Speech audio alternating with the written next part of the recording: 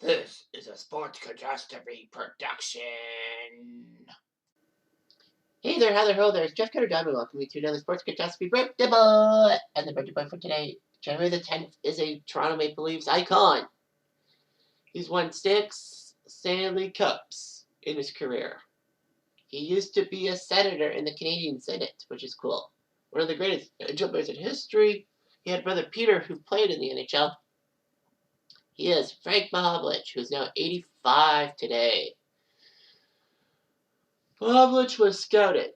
He was playing in Northern Hockey, and then he signed with the Leafs, who sent him to the Toronto St. Michael's Majors, which is the Catholic organization for the Leafs, where Protestant or the other ones went to the Toronto Marlies. Now you're thinking to yourself, hang on, he didn't get drafted? Well, one tiny little problem, though. The first NHL draft, universal draft, was 1963. So thus, any player before 1963 could sign for a team. Could be scouted and signed for a team. It's kind of like baseball, because baseball didn't have its first common draft in 1965. Football was early, 1936, and basketball was 1946. But anyway, yeah, so he went to St. Michael's and would be part of the OHA's great team, scoring 52 goals in 49 games. He joined the Leafs and scored 20 goals, winning the Calder. The Leafs were in last place, but that didn't matter. I mean, Mahovlich is a Rookie of the Year. And then Punch Imlach took over as coach and GM. And by 1961, the Big M, as they call him, Frank Mahovlich, was with Red Kelly and Bob Devin on a line, and they clicked. Mahovlich put up 48 goals, a Leaf record that would stand till Rick Fly in 1982 broke it with 50 plus. And he was part of the great Leafs team that three-peated in the 60s, 62, 63, 64, and led the team in goal scored all the times. Unfortunately, Mahovlich had issues with Imlach, but the relationship deteriorated after winning the 62 Stanley Cup because of the contract being up for renewal. The Leafs, he felt, gave him a lowball offer and walked out on the team. And then, after the NHL All-Star Game at the beginning of 1962, now to explain, back in the early days of the All-Star Game, it was the Stanley Cup champions against a All-Star team of other teams, so players. So Detroit, Chicago, Boston, New York, Detroit, and Montreal had their best players play on one team against the Leafs.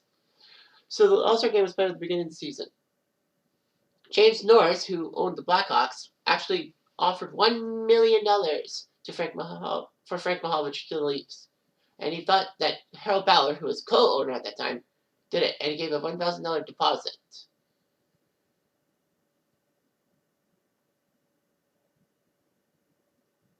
However, the next day, the Leafs gave Mahovlich what he wanted in the contract dispute and told the Blackhawks that it was a misunderstanding. The Leafs returned the deposit, and the Blackhawks were upset, thinking they reneged on the deal.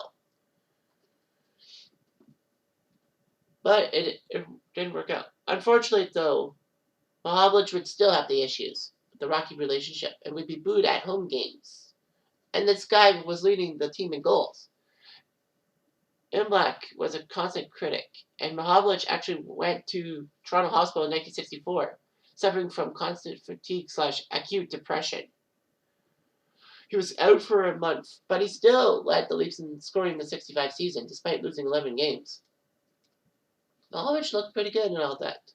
Unfortunately, though, early into the expansion year of 67-68, Mahovlich was again admitted to hospital for depression and tension. I mean, depression and all that wasn't taken seriously. Well, sometimes it isn't in today's society, but still. So the Leafs needed to get rid of him. So they sent him a change of scenery, I guess, helped, to Detroit with Pete Stemkowski and Gary Younger and Carl Brewer to the wings for Norm Ullman, Paul Henderson, Floyd Smith, and Doug Barry. In the long run, it actually didn't help the Leafs that badly. Paul Henderson was a decent player. 1972 Summit Series notwithstanding. Norm Ullman was okay, but anyway, yeah. But with Detroit, Strange, he did fantastic. He played on the line with Gordie Howe and Alex Delgado and put up 49 goals in one season. In fact, his younger brother Peter was part of the Red Wings organization. So Sid Abel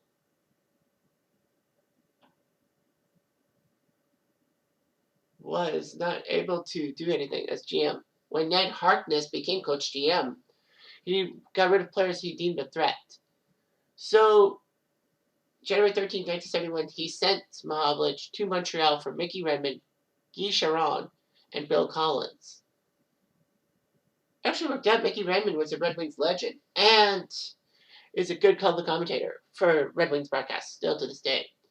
And Pete Mahovlich was with the Habs, so it was the Mahovlich brothers.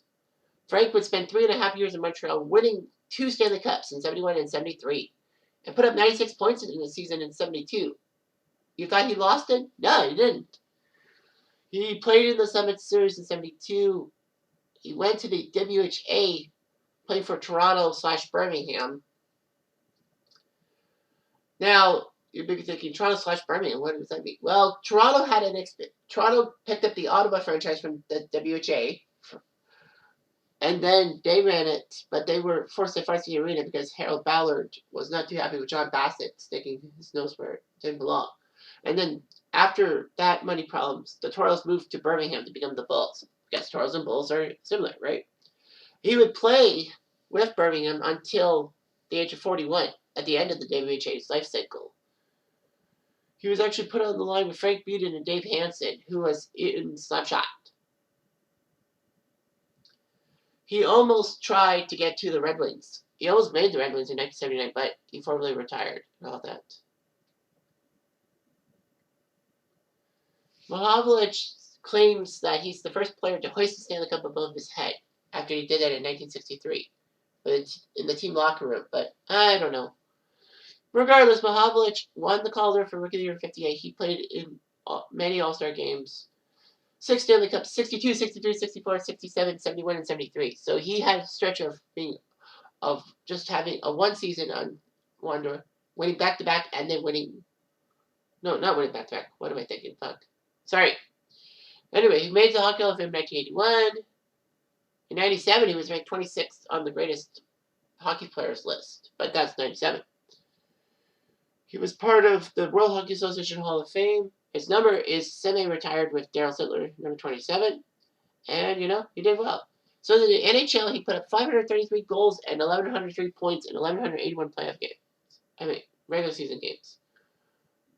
So he got 500 goals with the Habs. I didn't know that. Anyway, in the playoffs, 118 points in 137 playoff games. In the WHA, he stuck around. Well, almost to the end. Birmingham, did they fold in 79? I can't remember. I don't think they did. But anyway, as a 232 points, 237 WHA games, and everyone thought he lost it. No, he didn't. He was actually made a senator by Sean Krejci, Prime Minister in 98, and then he retired in 2013. So 15 years he was on the bench. Nice. I wonder if he had any major calls against him. I don't know. But anyway, he's still a Leaf legend. I'm Jeff Diamond. Ado.